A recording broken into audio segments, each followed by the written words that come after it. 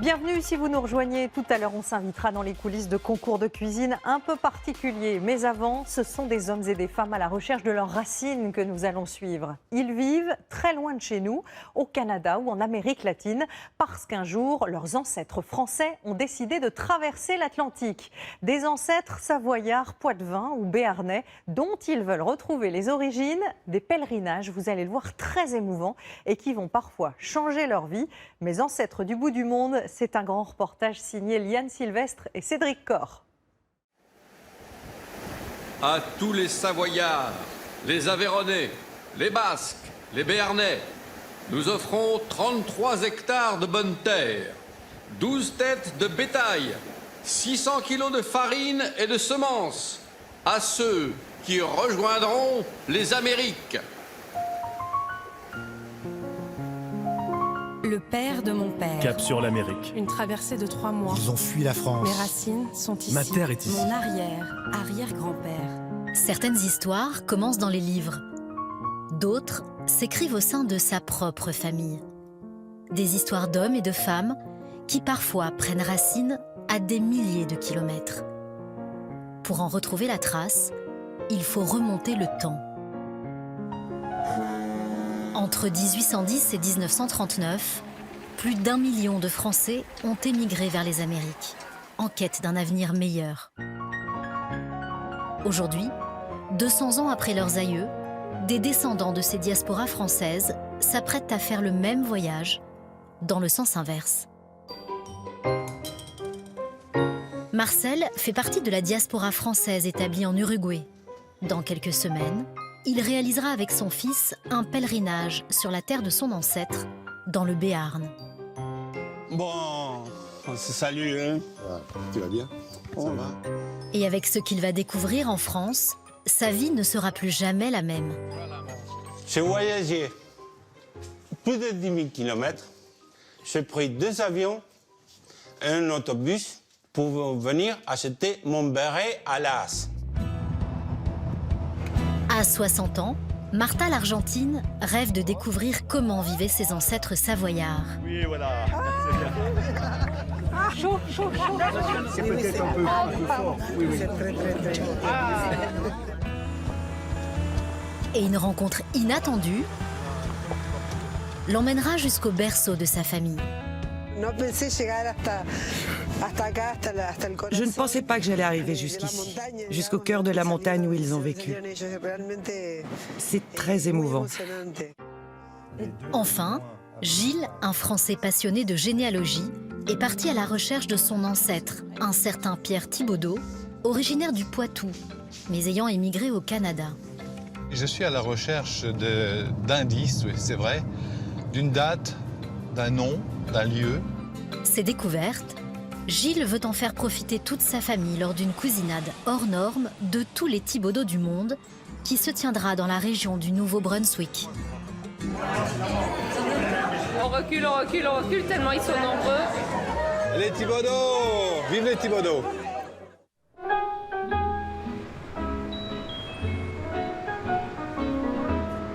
Nous sommes à Montevideo, en Uruguay. Sur le toit d'un immeuble, flotte fièrement un drapeau que seuls les initiés reconnaîtront, celui du Béarn. Il revient à ma mémoire des souvenirs familiers. Je revois ma blouse noire. Un petit déjeuner français pour moi ici, c'est prendre du café avec ma tasse de Napoléon, et les croissants, écouter de la radio, des chansons françaises. Tout ce que je peux, je vis à la française. Mon cœur.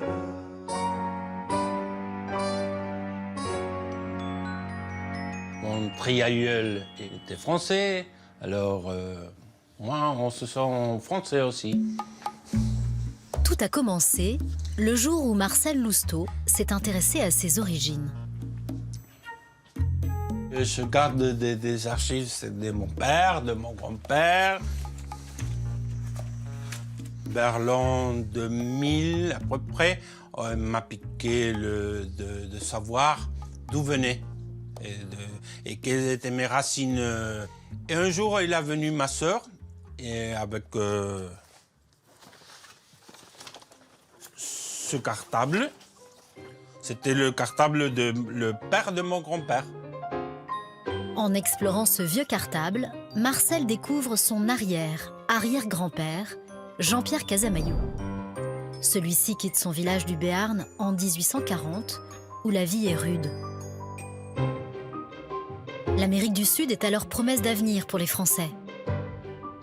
Jean-Pierre embarque sur un bateau pour 3 mois de traversée et arrive à Montevideo, en Uruguay. Sur place, le tailleur de pierre fait fortune. Il envoie alors des pièces d'or à Las, son village natal, qui se dote grâce à lui de sa toute première fontaine d'eau potable. Et 175 ans plus tard, cette fontaine va bouleverser le destin de Marcel.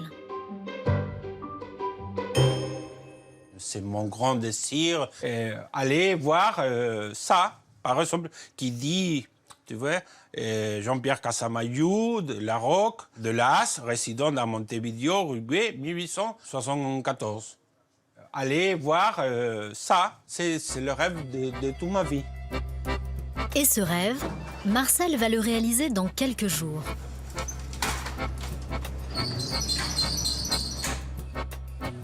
Si la langue de Molière résonne encore dans les rues de Montevideo, un siècle et demi après l'arrivée des premiers Français, bonjour, comment ça va? C'est aussi un peu grâce à quelques irréductibles francophiles réunis au sein de l'association des descendants de Français.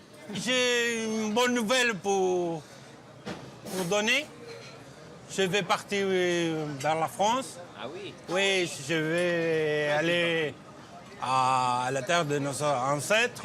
Et quand est-ce que vous partez? Je pars à la fin d'avril avec mon fils qui vient des États-Unis. Moi, j'espère goûter les plats de la région, la garbure, le confit de canard, le foie gras et boire le jurançon aussi. C'est important de connaître l'histoire de nos familles et connaître la raison pourquoi ils sont venus à l'Uruguay. Les descendants de Français sont plus de 200 et se réunissent une fois par mois. Autour de cette table, la plupart descendent de Béarnais, issus du même petit village de Las. À Las, nous avons une entreprise qui sont 100 habitants. Mais il y a une entreprise qui produit les bérets béarnais. Ah, c'est ça, il y a? Oui, tu dois ah bon, moi aller. je veux acheter un béret de mon village, oui. Dans quelques jours, 175 ans après son aïeul, Marcel traversera l'Atlantique en sens inverse pour un pèlerinage dans le Béarn sur les traces de son arrière-grand-père. Et pour le Béarn et la France aussi. Bon voyage. De l'autre côté de la frontière uruguayenne. C'est ici, au port de Colón en Argentine, à 300 km de Buenos Aires, que 250 000 Français ont débarqué au XIXe siècle. À cette époque, l'Argentine se reconstruit après des guerres dévastatrices. Le gouvernement lance alors des campagnes de recrutement dans toute l'Europe, en offrant terres et bétail à ceux qui viendraient repeupler le pays.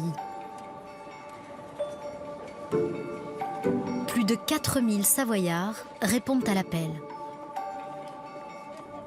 Ils traversent l'Atlantique et investissent les villes de Villa Elisa et de San José. Aujourd'hui, dans cette province, résident encore des descendants de Français, comme Martha Bell. Ah, ce sont tes ancêtres? Oui, mon arrière-grand-père. Bon alors, tu étais inquiète pour ton billet d'avion? Oui. Bon, regarde. Voilà le billet. Montevideo, Madrid, On doit se retrouver aujourd'hui à l'aube, direction Paris, puis ensuite la Savoie. Très bien, c'est merveilleux. À 60 ans, Marta est à la veille du voyage de sa vie. Ses ancêtres ont quitté la Savoie en 1860 et demain, elle découvrira leur village, Bonnevaux, avec l'espoir de rencontrer peut-être de lointains cousins. Je souhaite surtout visiter et parcourir les lieux, voir les petits villages d'origine de nos ancêtres, voir les vallées, les montagnes, les vaches. Ce sont des moments très émouvants. Et puis ça remue d'être dans un endroit où tu sais que tes ancêtres vivaient. Ce voyage, Marta le fera avec 28 autres Argentins, tous descendants de Savoyards. Bon, merci pour tout, Danilo. Prends soin de toi surtout.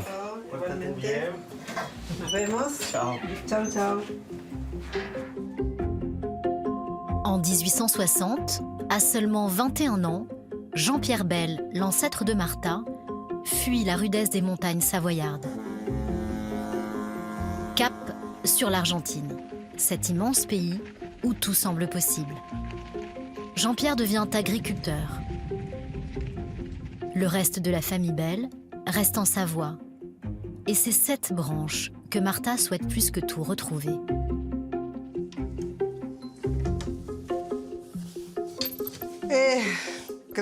Bon, je crois que j'ai tout. J'avais tout noté pour ne rien oublier. J'ai le plus important en tout cas. Je rêvais enfant de ce voyage, mais je n'y croyais pas. En vieillissant, on n'y pense plus sérieusement. Fouler la terre de ses ancêtres, c'est un rêve que beaucoup ont. Mais là, moi, je vais en faire une réalité. C'est quelque chose de grandiose et de très émouvant. Aujourd'hui, à San José, les traces de cette vague d'immigration ont quasiment disparu. À l'exception de ce monument aux morts et de quelques patronymes aux résonances françaises sur ces tombes. Demain, Marta a rendez-vous en France avec son histoire. Une histoire, elle, belle et bien vivante.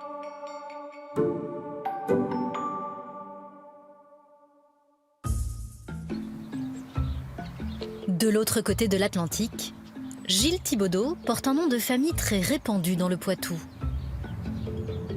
Mais ce nom, on le retrouve aussi au Canada.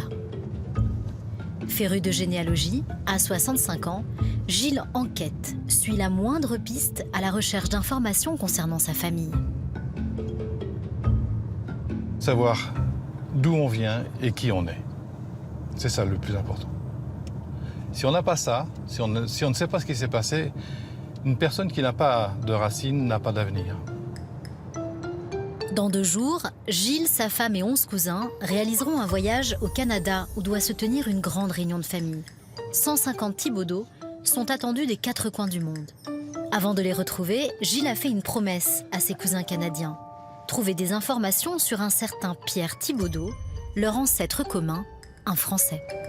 À propos, tu vas chercher quoi précisément cette fois-ci? Je suis à la recherche d'indices, d'une date, d'un nom, d'un lieu. Tu sais, à un moment donné, je me suis interrogé, pour mon arbre généalogique, je me suis dit pourquoi on ne trouve plus rien. Après, on m'a dit, mais les protestants ne marquaient rien, ils faisaient juste des actes qu'ils ne gardaient pas. Et je me suis dit, mais peut-être que les Thibaudeau étaient des protestants. Donc on va fouiller comme d'habitude. Comme d'habitude, oui. Tu l'as bien dit ça, fouiller. Le détective en herbe arrive au centre protestant près de Niort. C'est par ici que vivait le fameux Pierre Thibaudeau avant de quitter la France au XVIIe siècle pour s'exiler au Canada. Je l'ai pris. Bon, superbe. Bonjour madame. Bonjour. Si cet ancêtre était protestant, comme le suppose Gilles, alors c'est dans ce centre qu'il en trouvera la confirmation. En fait, à l'intérieur, c'est tout écrit à la main. Du coup, vous, si c'est les Thibaudeau, normalement, ça devrait être dans ce volume-là qu'on va sortir. Oui. Et puis, on va regarder. Alors, on va tourner encore. Thibaut. Voilà, Thibaut. Thibaudeau. Voilà, on y est. Alors. Waouh, il y en a un paquet. Oh, regarde. Pierre, François, Suzanne. À la fin du XVIIe siècle, lorsque l'édit de Nantes est révoqué, les protestants n'ont plus aucun droit. Ils se retrouvent clandestins dans leur propre pays. Alors, ils fuient massivement vers le Canada. Voilà. Thibaudeau, Abraham, La Châtaigneraie. À cette époque, la majorité des exilés étaient des artisans. Ils ont ainsi exporté leur savoir-faire avec eux. Pierre Thibaudeau, lui, était meunier. Il embarque à La Rochelle, direction le Canada, appelé alors la Nouvelle-France. Sur place, Pierre fait construire un moulin, une scierie et fait fortune. Là-bas, il aura 18 enfants. Madame, est-ce que vous trouvez quelque chose sur Pierre Thibaudeau? Parce que c'est ça que vous êtes venu chercher. En réalité, nous découvrons. Et sur Pierre, il y a juste la Thibaudeau-Pierre, mais est-ce que c'est le même de la descendance? Voilà, mais c'est pas... Gilles ne trouvera rien de précis sur Pierre Thibaudeau, si ce n'est une certitude. C'est peut-être pas de votre... lors d'une mission, il avait très rarement assisté à l'église. Pierre était bel et bien protestant, et c'est pour cette unique raison qu'il a été obligé de fuir la France. Waouh, super. 3 jours plus tard, c'est le grand départ. Et c'est en groupe que Gilles et ses cousins Thibaudeau s'apprêtent à marcher dans les pas de leurs lointains parents. Voilà, et t'es un enregistrement aussi. D'autres membres de la famille les attendent déjà au Canada. Dans quelques heures, les cousins rejoindront le nord-est du pays, dans une région qu'on appelle l'Acadie. Je veux pas rater ça, cette cousinade mondiale de tous les Thibaudeau. Moi, ça me... On va pas la rater, on va pas la rater. Oh, non, on va la rater. Bon, allez, on y va? Oui. Allez, c'est parti. L'Acadie, là où Pierre Thibaudeau a débarqué par bateau il y a 4 siècles. Dans 2 jours, s'y tiendra la plus grande cousinade de Thibaudeau du monde.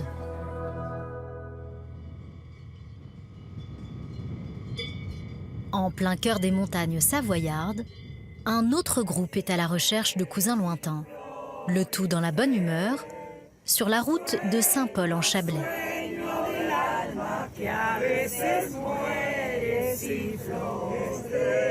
Martha et le groupe de 28 Argentins s'apprêtent à remonter le temps. Un comité d'accueil d'une autre époque se prépare.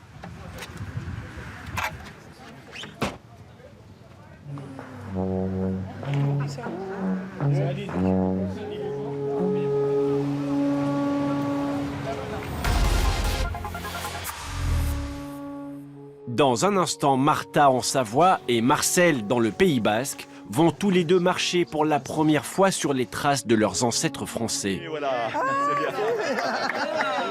Ça me donne envie de vivre en France, dans la Haute-Savoie. Quand je vois tout ça, ces danses, tout ce qu'on vit, ça donne vraiment envie de rembobiner l'histoire de l'immigration. C'est incroyable. C'est le rêve de toute ma vie. Voir ça.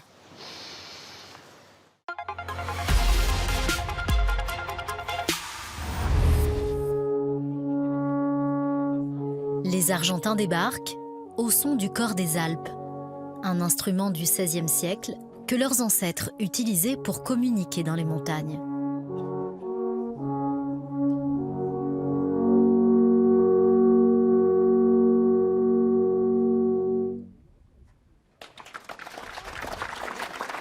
La cérémonie est organisée par l'association Savoie-Argentine.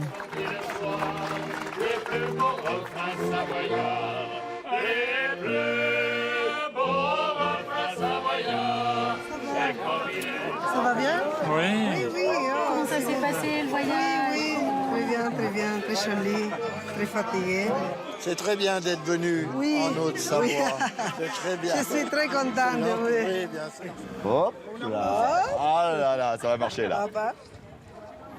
Non, c'est pas. Oui, voilà, c'est bien. Bravo. Costumes, Musique, danse folklorique et bien sûr, la fameuse fondue. Les Savoyards n'épargneront aucune tradition à leurs cousins argentins. Voilà le Saint-Paul. El queso de San Paul. Queso de Saint-Paul et queso Vallée des Abondances, d'eau de vie de Kirsch qui vient de Bernex. Voilà. Comme ça, comme ça. Comme ça. Et après on mange. Attention.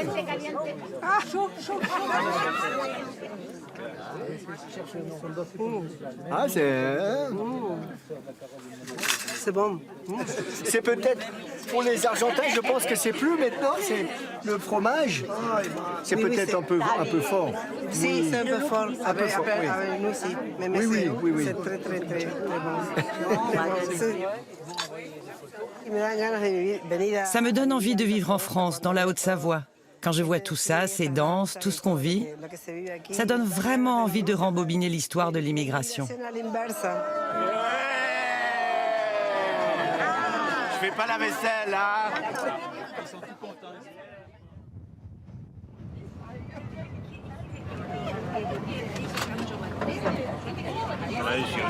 Tradicional argentino. Ce matin, Martha et son groupe ont rendez-vous avec leur histoire de famille. Dans ce bus, les Argentins s'appellent Noir, Morel, Ducré, Belle, des noms savoyards. Aujourd'hui, ils vont en apprendre un peu plus sur leurs origines. On arrive au petit village de Poublier, celui de la famille Noire. Il est tout près de Thonon. À travers la vallée d'Abondance, tous vont découvrir le village où ont grandi leurs ancêtres. Il y a eu 2 grandes guerres en France. Celle de 14-18 et celle de 39-45. Et tous les petits villages de France ont perdu des soldats.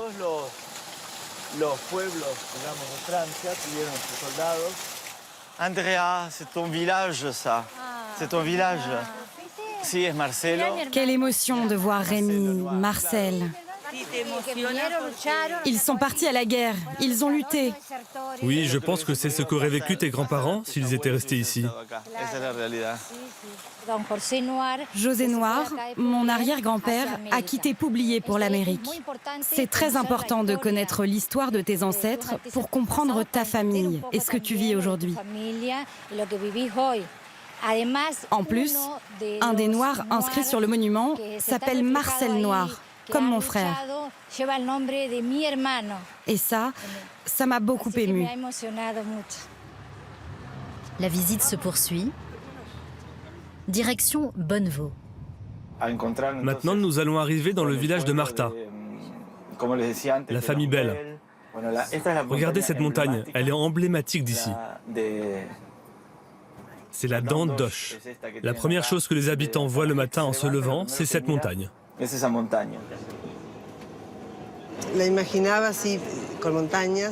C'est comme ça que j'imaginais la France, avec beaucoup de montagnes. Avec des montagnes parce que chez nous, il n'y en a pas. J'ai vu beaucoup de photos, mais ça n'est pas la même chose de les voir en photo que de les voir en vrai.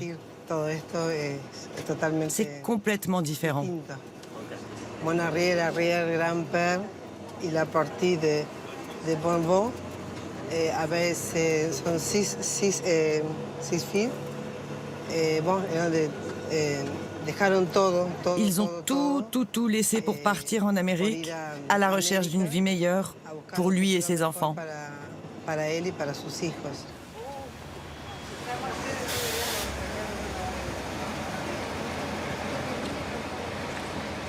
Nous sommes à Bonnevaux. Enfin. Avoir attendu si longtemps et que ça se concrétise enfin, c'est très fort. Il y a un endroit où Martha est certaine de rencontrer sa lointaine famille française. C'est Raymond, le président de l'association Savoie-Argentine, qui la guide. Et puis tu as vu, il y a donc plein de Belles, qui sont les familles les plus nombreuses de Bonnevaux. Hein. Louis Belle, un autre ici. Ah, ce sont... Il y a mes parents et puis... D'accord. Les Brandi. Martha l'ignore, Mais Raymond a retrouvé des membres de la famille Bell. Il y a des ballons también. Si. Lui, Bell est parent de... Si. Belle, ouais. Ça, c'est mes parents, ouais. C'est tes parents? Oui. Ah, moi, tu... Tu es l'un de mes cousins? Oui, voilà. Bien, je ne sais pas comment dire. Si. Ah, Tu es un Bell? Une Belle de la famille, ah, si. de la famille Bell. Ah, Et ton prénom? Pascal. Pascal Bell. Pascal Bell. Il a Demandant. beaucoup de Bell aujourd'hui. Non, plus beaucoup. Ils sont tous un peu partis. Ils sont partis parce que c'était la misère dans nos voilà, montagnes. c'est ça. Voilà. Ouais. C'était la misère en Haute-Savoie, c'était la misère dans le Piémont, Voilà. c'était la misère également dans le Valais. Voilà, c'est ça. Et puis ces gens qui avaient des familles nombreuses, jusqu'à 15 enfants, Ouais. ils ne Oui, pouvaient pas c'était- survivre ici, dans leur montagne. Moi, je pense qu'ils avaient du courage, les gens, plus que maintenant. Hein. Parce qu'ils ne savaient pas où ils allaient, ils n'avaient jamais pris le bateau, ils n'avaient pas quitté leur petite vallée, même pas leur commune, ils ne savaient même pas. Moi, je trouvais qu'ils étaient courageux, hein. Que je ne sais pas si on le ferait maintenant, nous. Il y a un petit mot qui court en Argentine ou en Amérique du Sud pour dire que les Mexicains descendent des Aztèques, les Péruviens descendent des Incas et les Argentins descendent des bateaux. Oui. Et effectivement, l'émigration argentine s'est faite avec, Oui, c'est avec la une- totalité de gens venus de l'Europe entière. Tu ne connais pas l'Argentine? Non, du tout, non, je ne suis jamais allé. Ah, Non. bon, tu dois venir à l'Argentine pour connaître. Pourquoi pas. Maintenant, j'ai plus de temps puisque je suis à la retraite. C'est une belle. Pour la venue de Martha en France, Pascal a réuni tous ses autres cousins Bell. Se découvrir une nouvelle famille à 60 ans, tisser des liens, Martha en rêvait. Aujourd'hui, sa famille s'agrandit. Ah, oui, Et même du chapelet, je Il y a toutes les beautés du monde. Parce que des belles, il n'y en a pas comme ça. c'est très fort, c'est très fort. Et je suis Je suis très heureuse. C'est une chose à laquelle je n'aurais jamais pensé, de voir tous ces Belles. Ce voyage réserve encore bien des émotions. Demain, Martha fera un bond dans le temps, 150 ans en arrière. Elle découvrira la maison de son ancêtre, blottie dans le cœur des Alpes.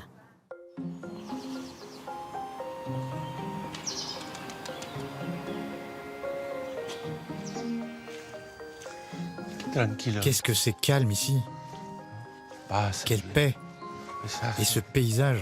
Marcel et son fils Joaquin s'apprêtent eux aussi à passer une journée pleine d'émotions.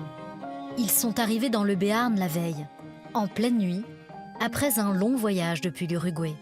Ils découvrent pour la première fois les paysages qu'a connus leur ancêtre 175 ans plus tôt. C'est la rivière d'Oloron. Et plus bas, on voit le pont de la légende. Tu te souviens sur le bureau de ton grand-père? Tu sais, juste au-dessus de la machine à écrire. Il y avait la photo de ça. Eh bien, c'est ça. Maintenant, nous y sommes. C'est incroyable, vous savez. Et c'est le rêve de toute ma vie. Voir ça. Pisser le sol de mes yeux. Ça me donne de l'électricité dans chaque partie de mon corps. C'est difficile d'expliquer. Ça me gêne la gorge. Si le rêve de Marcel prend vie aujourd'hui, c'est un peu grâce à son fils Joaquin. Il a fait le déplacement depuis les États-Unis pour conduire son père dans le village où ont grandi ses aïeux. Je ne conduis pas, il m'a dit « Alors papa, on ira ». Et on est là, c'est ça.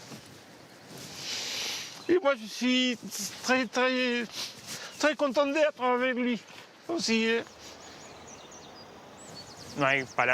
Il n'y a pas de mots qui puissent décrire ce que je ressens. Toute sa vie, mon père nous a dit « Je veux aller à Sauveterre. C'est mon rêve ». Alors, accomplir son rêve, c'est un peu comme accomplir mon rêve, puisque j'ai toujours voulu l'emmener ici. Marcel a passé plus d'un tiers de sa vie à ranger soigneusement les archives et photos de famille dans des boîtes. Aujourd'hui, en caressant ses pierres, le trésor de Marcel s'éveille. J'ai vu ça 1000 fois. Maintenant, c'est réel, papa. 1000 fois, je l'ai vu sur Internet ou dans les livres. Pour se sentir béarnais, comme son ancêtre Jean-Pierre, aujourd'hui Marcel se baptise ici, sur les berges de la rivière d'Oloron.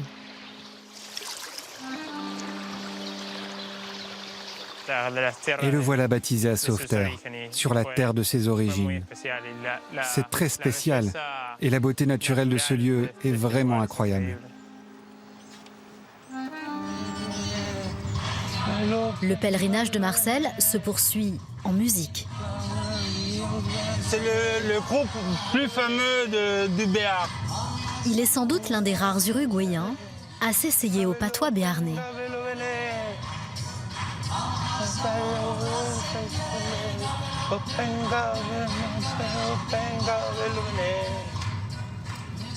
On est arrivé aux principautés de Las.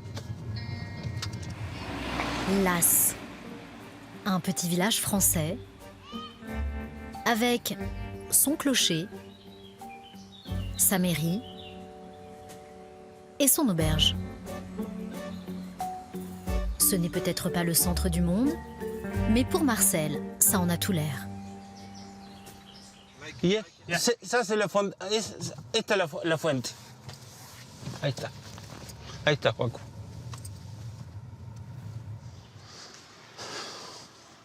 Donc ça, c'est la fontaine. Hé, Marcel! Oui, c'est moi. Comment allez-vous? Bien. Joaquin et son père sont accueillis par Jacques. Il est maire de ce village depuis 36 ans. Alors forcément, il en connaît tous les secrets. Bueno, encantado. Venez voir, je vous amène de suite devant un monument qui a été fait par votre arrière-grand-père. La mairie, en 1874, il n'y avait pas l'eau dans le village. Et en 1874, avec les pièces d'or de Jean-Pierre Casamayou-Larocque, la mairie a fait construire cette fontaine, ce qui était, il y a 150 ans, un progrès inimaginable pour nous. Et avec le reste de pièces d'or, ils ont fait le lavoir qui est à côté où les femmes pouvaient venir laver le linge. Et du coup, ce lavoir était une nouveauté extraordinaire qui permettait aux femmes beaucoup plus de confort. Parce que, encore une fois, on est 150 ans en arrière. Et du coup, la fontaine et le lavoir ont petit à petit structuré la vie du village. Et le village s'est construit, autour de la fontaine et du lavoir. Alors venez, je vais vous amener maintenant vers... On va traverser un peu le village. Et ça, c'est l'église nouvelle du village, qui a été construite en 1870 avec des pierres de Las, et c'est votre triaïeul, Casamayou-Larocque, qui aussi a construit cette église. L'église, la fontaine, le lavoir, la fierté de Marcel. Et ce qui fait la fierté du village de Las se trouve derrière ces murs. Nous allons à la manufacture du béret français, qui est l'une des dernières manufactures où on fabrique des bérets. Voilà. Bonjour, monsieur. Bonjour. Et voilà Pascal Muto, qui est le patron de la manufacture. Enchanté. J'ai voyagé plus de 10 000 km. J'ai pris 2 avions, un autobus, et après l'automobile avec lui, pour venir acheter mon béret à Las. Le béret noir, le taux de tête élastique sans élastique. Ce qui fait qu'une grosse tête, il va me dire, le béret ne... La mienne, par exemple. Voilà, et bien, on va tirer sur l'entrée va s'ouvrir, et le béret, il vous va. Vous avez un miroir. Et voilà, regarde. 11 000 km pour ça. Ouais. Et là, dis-lui que tu l'as mis à la béarnaise. Après, à la béarnaise, on met le petit bec. Ah, d'accord. Voilà. Et ça, c'est touchant, parce qu'on se dit qu'au moins, il y a encore des pays où ils sont fiers de le porter. C'est ce qu'on aimerait, nous, ici, en France. Que le béret revienne à la mode, pas seulement pour les femmes, mais pour tout le monde. À l'époque de nos grands-pères, ils l'avaient tous sur la tête. Je vous remercie énormément. Super. Aux États-Unis, en Amérique du Sud, et on parlera du béret français. Moi, c'est avec plaisir. Moi, je suis ambassadeur du béret français. Béarnais, oui. J'ai dit à tout le monde, c'est le voyage de ma vie. Alors, vous faites partie de mon rêve aussi. Oh, ben super. D'accord. On est content. C'est gentil, merci beaucoup. Merci beaucoup, au revoir. Merci de l'attention. Oui. Un rêve qui se poursuivra ce soir. Dans quelques heures, Marcel fera enfin la connaissance de ses lointains cousins français. Et les retrouvailles lui réservent de belles surprises. Adi Schatz. Des retrouvailles en famille, c'est aussi ce que s'apprête à vivre Gilles du Poitou. C'est sympa ici, hein? Ah ouais, j'aime bien. Il a donné rendez-vous au reste de sa famille française au Canada, dans la ville de Shediac, la capitale mondiale du homard. Gabriel, ouais, c'est par là, hein? De 6, ils sont passés à 11 Thibaudeau. Et comme leur ancêtre, les Français sont arrivés en Acadie, une région à l'extrême est du Québec. Ah, ils copient les Américains, hein, ça m'étonne pas, hein, les Canadiens. Regarde-moi ça. Oh là là là. T'as vu la taille de ce machin là? La taille du homard? Non? Là-dessus, on peut manger à 8. Hein. Moi, je prendrais bien que des pinces. Moi, je suis derrière toi. Oui. Martine. Elle est pas belle la vie? Martine, je t'ai à l'œil. Elle est pas belle la vie? Ah ouais, 1, 2, 3, cheese, Acadie. Après un peu de tourisme, Gilles et ses cousins commenceront demain leur pèlerinage. Ils marcheront ensemble sur les traces de leur ancêtre, Pierre Thibaudeau.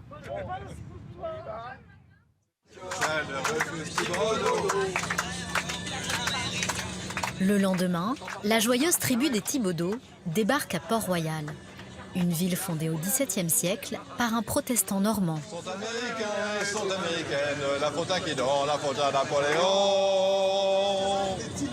Voilà, et voilà, pour tous les Thibaudeau du monde, c'est l'hymne national. Ah.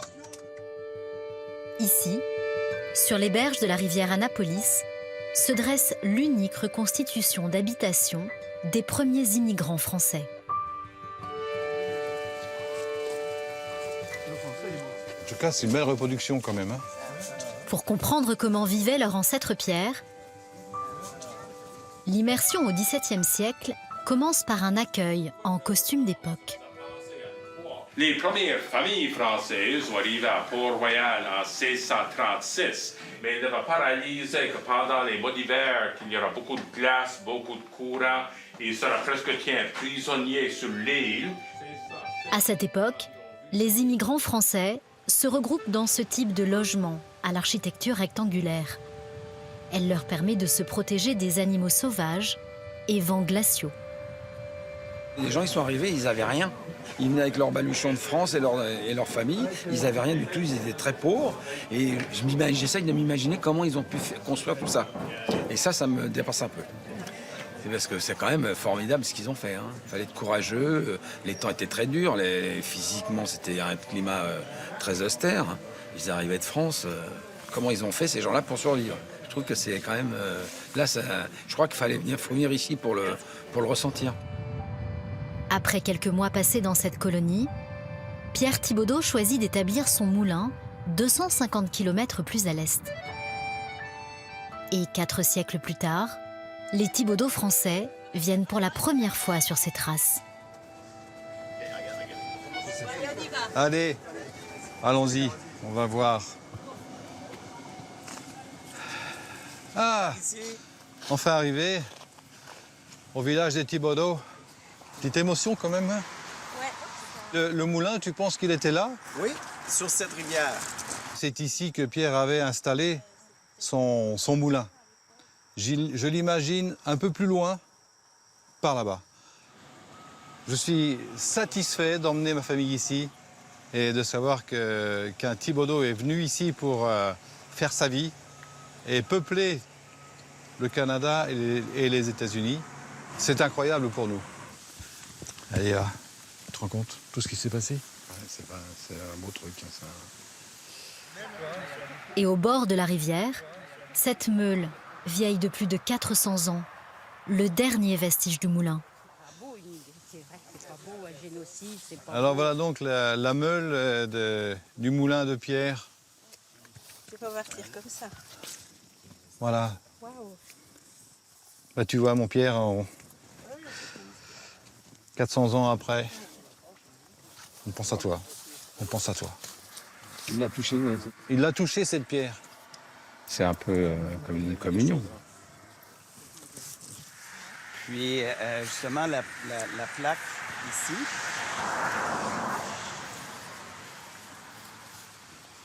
Donc, probablement, je vais demander à Gilles de lire la plaque.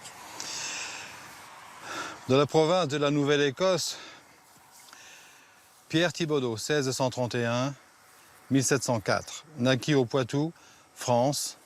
Il vient à Port-Royal avec le Borgne, Emmanuel le Borgne. Il obtint la Pré-Ronde où il s'établit. Il érige un moulin à moudre du grain sur ce cours d'eau. Donc, vous êtes très chanceux comme Thibaudeau d'avoir vraiment votre lieu. On est certain que c'est ici, ça a été documenté. Alors, je suis un petit peu jaloux. Les Thibaudeau ne se sont jamais sentis aussi proches de leur ancêtre Pierre. Demain, la famille scellera davantage ses liens lors du plus grand rendez-vous de Thibaudeau du monde.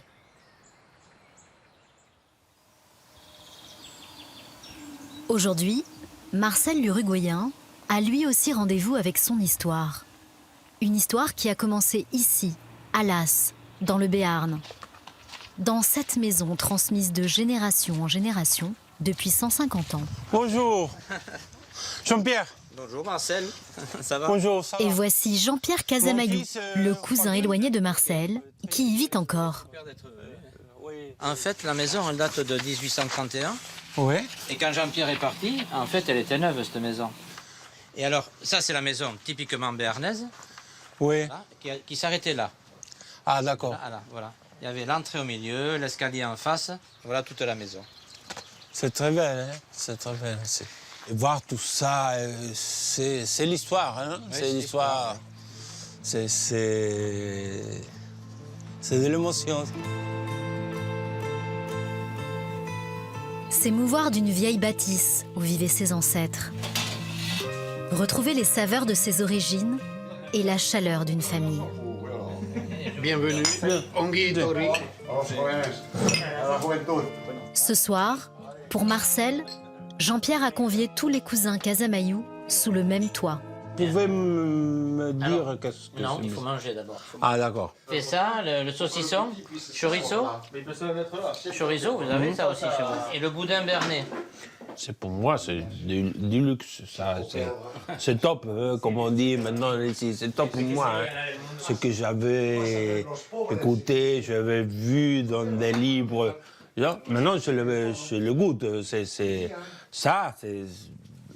sont des choses qui... C'est le Béarn. D'accord, c'est ça.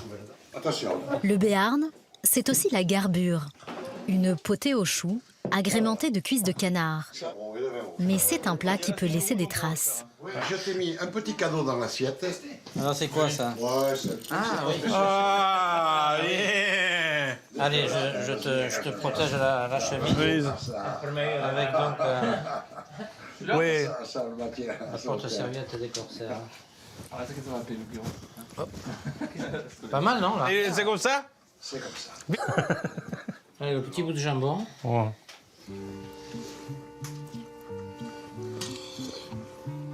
Chez moi, on dit qu'on a du silence. C'est bon le chef, hein? Mais c'est chaud. La viande est bonne. C'est traduire. C'est le moment le plus important de tout. C'est un cadeau très très très fragile. L'emballage, il n'est pas très joli. Hein? C'est lourd,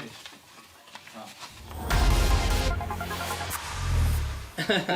Dans un instant, Marcel va recevoir un cadeau qui le liera à jamais à ses racines françaises. Vous m'avez donné le plus important de la famille.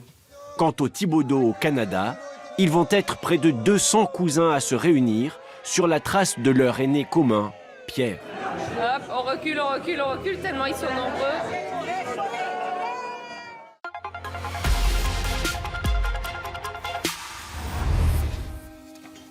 Et de l'autre côté. Attends. Là, voilà. Et ça, c'est un morceau de la maison ici. Donc tu peux amener un morceau de la maison. Ah non. Avec les cuissons béarnais. C'est pas croyable, c'est ça. Un petit morceau. Je vous remercie énormément. Hein. Oui, c'est très fort pour moi, ça. On a voir une partie de la maison à nous. Oui, oui. Ben, c'est tout simple. Non, c'est pas simple. C'est un caillou. Non, c'est pas simple, ça. C'est la maison Casamayou. C'est pas une pierre.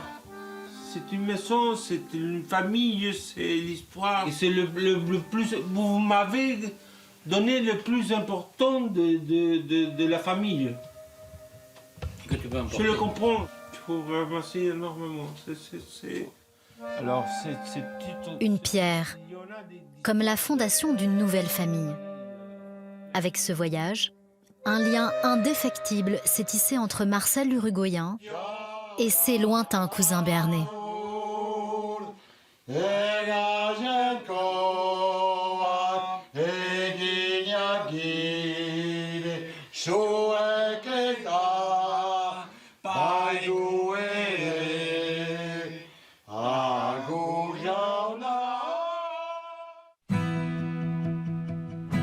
Tisser des liens entre cousins, c'est exactement ce dont rêve Gilles depuis des années. Et cela tombe bien, car aujourd'hui, en plein cœur de la forêt canadienne, à Cormier Village, a lieu la plus grande cousinade de Thibodaux du monde.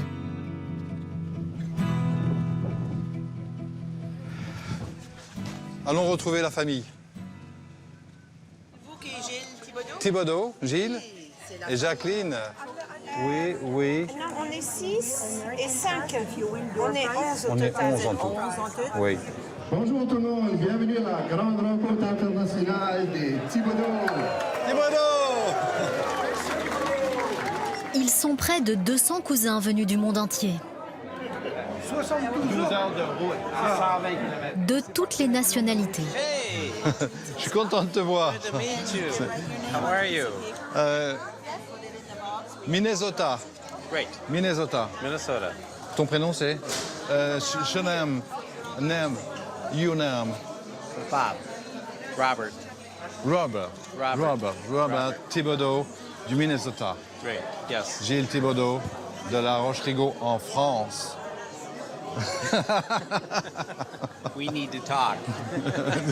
Toi, tu es d'ici, ok, j'ai compris. Comment il s'appelle? Des cousins de tous les âges. Tu bonjour? Bon, alors c'est un Thibodaux, lui. Ça descend des Thibodaux, oui. Ouais, c'est un Thibodaux. Deuxième génération. Il y a eu 8 semaines dimanche. Oh, non, mais il est bon. Ils sont venus de loin pour partager leurs archives, accumulées depuis plusieurs générations par toutes les branches de la famille.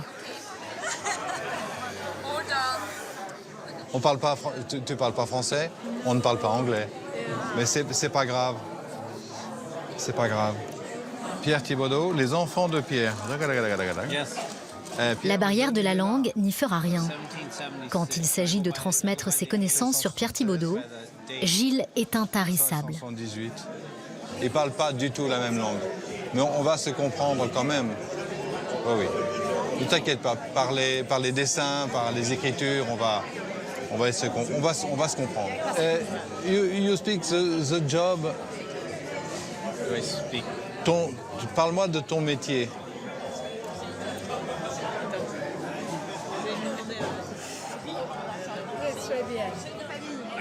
Tous ceux qui ont fait le déplacement aujourd'hui ont la famille dans la peau. Le diamant, c'est ma pierre de naissance, parce que je suis née en avril. Je suis franco-acadienne, donc le diamant avec l'étoile, c'est pour le drapeau acadien. Le diamant signifie aussi l'étoile du drapeau acadien. Et mon nom de famille, c'est Thibodaux, évidemment. Ok, et donc comme son nom de famille, c'est Thibodaux, bah voilà. Agrandir sa famille, partager un repas entre cousins à plus de 7000 km de chez soi. C'est tout ce que Gilles, Chantal, Martine et les autres espéraient de ces retrouvailles canadiennes. La famille s'agrandit d'un seul coup. On est habitué à voir quelques Thibodaux en France, mais là, ça explose de partout. Ce qui est sympa quand on rentre ici, c'est que tout le monde t'embrasse. Tu embrasses tout le monde. On a l'impression qu'on se connaît tous. Pour moi, il n'y a pas de plus belle reconnaissance, du plus beau voyage que ça. Et maintenant, je sais d'où je viens et je sais où je vais. Ça, c'est important. Ouais. Au Thibaut et au Thibaudot. Au Thibaut et Thibaudot.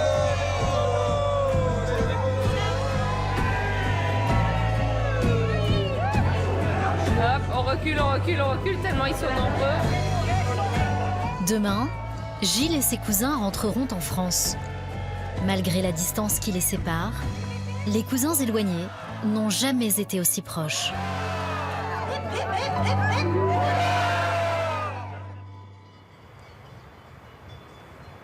Dans la vallée d'Abondance, en Haute-Savoie, Martha l'Argentine se fait conduire par son cousin Pascal, le Savoyard. Ils se sont rencontrés pour la première fois il y a 48 heures. Ouais. Tu vois, le village de Bonnevaux, il a été construit pratiquement tout le long sur la route. Dans la route, tu vois, regarde, les maisons sont vachement près des routes. Parce qu'avant ça, c'était un chemin pour les chevaux. Puis il a été élargi un petit peu pour les voitures, mais pas trop. Hein. Ça te secoue pas trop? Ça te secoue pas trop? Non, non. Ça va? Ça va bien. Très bien.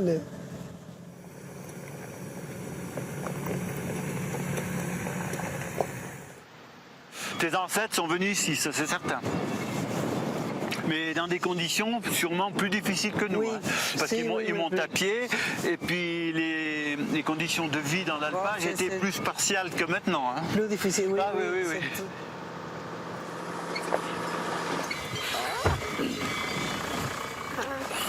Tu vois? Ah, ça ici, c'est toujours un peu venteux. Ici, Martha est cernée par les mêmes montagnes que celles de son ancêtre. On va essayer d'approcher la vache d'Abondance parce que, bon, elles sont pas sauvages normalement. Tu vois, regarde, elles se laissent faire. Puis tu vois, elles ont boudé, elles ont les cornes comme ça, elles sont un peu noires. Tu vois, le bout, regarde, c'est tout noir là. Et puis là, toi, autour des yeux, elles ont la lunette, on appelle ça, c'est l'acajou. Tu vois, elles ont la même robe. Et puis c'est des vaches qui sont un peu courts sur pattes. Pour aller dans les pentes, tu vois, comme ça. Pour la montagne. Pour la montagne, pour qu'elle tienne mieux. En contrebas de ces pâturages, le berceau de la famille Bell. Après, là, c'est l'alpage des Bell. C'est l'alpage des Bell, non? Oui, ça, avec le chalet, tout. Oui, c'est ça. Voilà. La verdad que estoy muy feliz, estoy muy contenta. Je suis très heureuse d'avoir fait ce voyage et de retrouver mon cousin Pascal et mes racines. C'est très important de me retrouver ici, de voir où mon ancêtre vivait, mais plus que tout, de tisser des liens avec mes cousins de Haute-Savoie. Moi, je connais Martha depuis 2 jours qu'on s'est rencontrés et qu'elle veut le voir, la terre de ses ancêtres, l'alpage, ce qui leur permettait de vivre à l'époque et puis qui ne suffisait pas puisqu'après ils ont dû partir, s'exiler, partir dans l'inconnu pour eux. Ça me fait quelque chose parce qu'on est deux cultures totalement différentes. Et de vouloir revoir un bout de terre de France, c'est un peu... Ça touche un petit peu, quoi.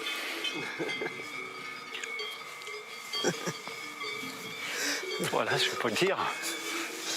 Puis surtout cet alpage, parce qu'il reste un peu, comment dire, sentimental, quoi. C'est ici, à l'abri du chalet familial, et avec l'aide de son cousin Pascal, que Martha va pouvoir compléter son arbre généalogique. Je vais compléter l'arbre généalogique avec toi. Donc ça, c'est mes grands-parents. Ça, c'est mes parents. Et toi? Moi, je suis là. Là, Belle Pascal, il y a Belle... voilà. Les enfants de Belle Marie-Louise sont là. Je suis très, très... Tu sais, je suis très, très heureuse. C'est un rêve que je chérirai longtemps et que je garderai dans mon cœur. Moi, je te remercie d'être venu, en tous les cas. L'histoire de Martha, Gilles et Marcel résonnera encore longtemps au creux de leur mémoire. Tous les 3 espéraient rencontrer de lointains cousins. Ils ont découvert une famille chaleureuse et bienveillante. Une famille qui transmettra aux générations suivantes le précieux souvenir de ses racines.